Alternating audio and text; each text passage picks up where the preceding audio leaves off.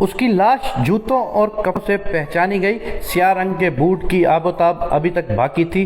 تلوے کے ایک کونے میں مگر مچھ کی تصویر بھی موجود تھی اور بکل کی سنہری نکل بھی قائم تھی۔ کمپنی کا دعویٰ سچ نکلا کہ جوتوں کی شان و شوکت 30 برس بعد بھی قائم رہے گی۔ سوئٹزرلینڈ کی کمپنی دنیا کے صرف 1000 خاندانوں کے لیے جوتے بناتی تھی۔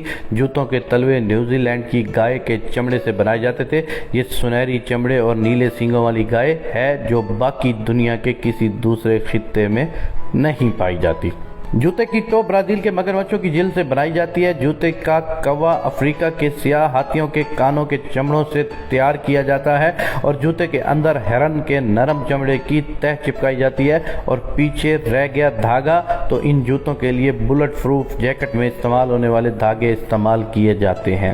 کمپنی کا دعویٰ تھا کہ 50 برس تک جوتے کی پالش خراب نہیں ہوتی، جبکہ مٹی میں دفن ہونے کے 100 سال بعد تک جوتے کی آبوتاب برقرار رہتی ہے۔ افغانستان کا بادشاہ ظاہر شاہ اس کمپنی کا ایک ممبر تھا اور اس کمپنی سے اپنے لیے جوتے تیار کرواتا تھا۔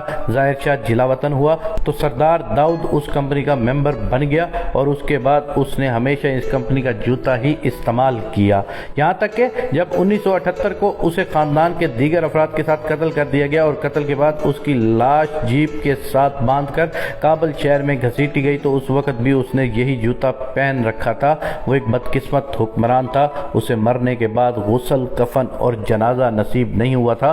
لوگوں نے 2 بڑی بڑی قبریں کھودی اور اسے اس کے خاندان کے دیگر 30 افراد کے ساتھ ان میں سے کسی ایک قبر میں دفن کر دیا تھا۔ اس کے خاندان کے کسی فرد کا جنازہ نہیں پڑھایا گیا تھا۔ وہ 30 برس تک اس قبر میں پڑا رہا، لیکن 26 جون 2008 کو ایک اتفاقی کھدائی کے دوران یہ دونوں قبریں دریافت ہوئیں اور یوں جوتوں کے باعث اس کی لاش شناخت کر لی گئی۔ یہ جوتوں کے ذریعے شناخت ہونے والی دنیا کی پہلی لاش تھی اور دنیا کو پہلی بار جوتوں نے بتایا کہ ان کا مالک جنرل سردار محمد داؤد خان تھا۔ سردار محمد داؤد خان افغانستان کے شاہی خاندان محمد زئی سے تعلق رکھتا تھا۔ وہ 18 جولائی 1909 کو پیدا ہوا۔ اس نے ابتدائی تعلیم جلیلی اسکول کابل، ثانوی تعلیم امینیہ کالج اور اعلیٰ تعلیم فرانس سے حاصل کی۔ وہ سینٹ کرائی ملٹری اکیڈمی کا گریجویٹ تھا۔ اس نے واپسی پر افغان فوج جوائن کی اور 24 برس کی عمر میں میجر جنرل بنا دیا گیا۔ وہ 1932 میں محض 25 سال کی عمر میں صوبہ ننگرہار کا GOC بن گیا۔ 1935 میں وہ قندھار کا GOC بنا اور اسی سال اسے لیفٹیننٹ جنرل کے عہدے پر پروموٹ کر دیا گیا۔ وہ دنیا کا کم عمر ترین جنرل تھا۔ 1946 میں اسے یونیفارم کے ساتھ وزیر دفاع بنا دیا گیا۔ وہ پیرس، برن اور برسلز کے لیے سفیر بھی بنایا گیا اور اسی دوران افغانستان کے بادشاہ محمد ظاہر شاہ نے اسے اپنی ہمشیرہ شہزادی زینب کا رشتہ بھی دے دیا۔ وہ 1952 میں شاہ کے ذاتی ایلچی کی حیثیت سے سوویت یونین کے صدر مارشل اسٹالن کی تدفین کے لیے ماسکو گیا اور یہاں سے اس کی زندگی کا دوسرا دور شروع ہوا۔ وہ روسی حکمرانوں اور KGB کا منظور نظر بنا اور اس نے اس کی پشت پناہی کا آغاز شروع کر دیا۔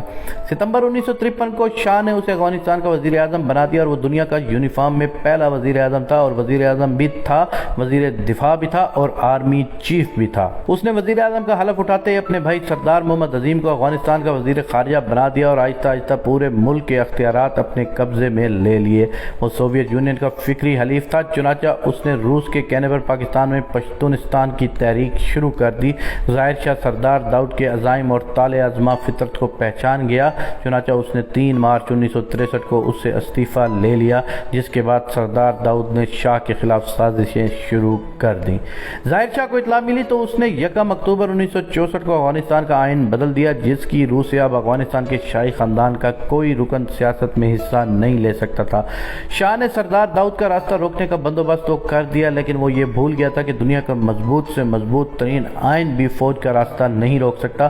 چنانچہ 17 جولائی 1973 کو ظاہر شاہ علاج کے سلسلے میں اٹلی گیا اور پیچھے سردار داؤد نے ظاہر شاہ کا تختہ الٹ دیا اور ملک میں مارشل لا لگا دیا۔ اس نے 1964 کا آئین منسوخ کیا، افغانستان کو جمہوریہ افغانستان کا نام دیا اور بیک وقت افغانستان کا صدر، وزیر اعظم اور سینٹرل کمیٹی کے چیئرمین کا عہدہ سنبھال لیا۔ اس نے 28 جولائی کو پارلیمنٹ پارلیمنٹ بھی توڑ دی اور وہ ملک کا مطلق العنان حکمران بن گیا۔ وہ ایک ماڈرن شخص تھا، اس نے اقتدار کے سنبھالتے ہی ملک میں پردے اور داڑھی پر پابندی لگا دی، اس نے زنانہ کالجوں اور یونیورسٹیوں میں سکرٹ لازمی قرار دے دیا، مسجدوں پر تالے لگوا دیے اور ملک کے 8 بڑے شہروں میں شراب خانے اور ڈسکو کلب بنوا دیے۔ سردار داؤد کے دور میں کابل دنیا بھر کے سیاحوں کے لیے عیاشی کا اڈا بن گیا۔ اس دور میں یورپ کابل سے شروع ہوتا تھا، کابل کے بعد تہران عیاشی کا دوسرا اڈا تھا، استنبول تیسرا، اور اس کے بعد پورا مشرقی یورپ عیاشیوں پر کھل جاتا تھا۔ سردار داؤد نے پورے ملک میں سینکڑوں کی تعداد میں عقوبت خانے بھی بنا رکھے تھے۔ خفیہ اداروں کے اہلکار اس کے مخالفین کو دن دہاڑے اٹھا لے جاتے تھے اور اس کے بعد کسی کو ان کا نام و پتہ تک معلوم نہیں ہوتا تھا۔ سردار داؤد کے زمانے میں 30,000 کے قریب مسنگ پیپل، گمشدہ لوگ کہلائے اور ان لوگوں کے لواحقین کو بعد ازاں ان کی قبروں کا نشان تک نہ ملا۔ جنوری 1974 کو اس کے خلاف ایک چھوٹی سی بغاوت ہوئی، لیکن اس نے تمام باغیوں کے سر قلم کرا دیے۔ ایک طرف اس کے مظالم جاری تھے اور دوسری طرف وہ عالمی میڈیا کو ایک جمہوری پسند اور روشن خیال لیڈر کا چہرہ پیش کر رہا تھا۔ اس نے روس کے ساتھ ساتھ مغرب کے ساتھ بھی تعلقات استوار کر رکھے تھے۔ 27 فروری 1977 کو اس نے ملک کو نیا آئین دیا، ملک میں صدارتی طرز حکومت اور یک جماعتی نظام قائم کر دیا، اور یہ وہ وقت تھا جب اس کا اعتماد آسمان کو چھونے لگا۔ اس نے مارچ 1977 کو نئی کابینہ بنائی اور اس کابینہ کے سارے عہدے اپنے خاندان اور دوستوں میں تقسیم کر دیے۔ اس وقت تک ملک میں اس کے خلاف لاوا پک چکا تھا، چنانچہ ملک کی 2 بڑی سیاسی جماعتیں خلق اور پرچم پارٹی اس کی مخالف ہو گئیں۔ ملک میں ہنگامے، سیاسی قتل و غارت گری اور مظاہرے شروع ہو گئے۔ وہ ظالم انسان تھا، لہذا اس نے اپنی عادت کے مطابق مخالفین کو قتل کرانا شروع کر دیا۔ اس نے 17 اپریل 1978 کو اپنے بڑے مخالف کمیونسٹ لیڈر میر اکبر خان کو قتل کرا دیا، اور یہ وہ قتل تھا جس نے سردار داؤد خان کے خلاف نفرت کو ایک نقطے پر جمع کر دیا۔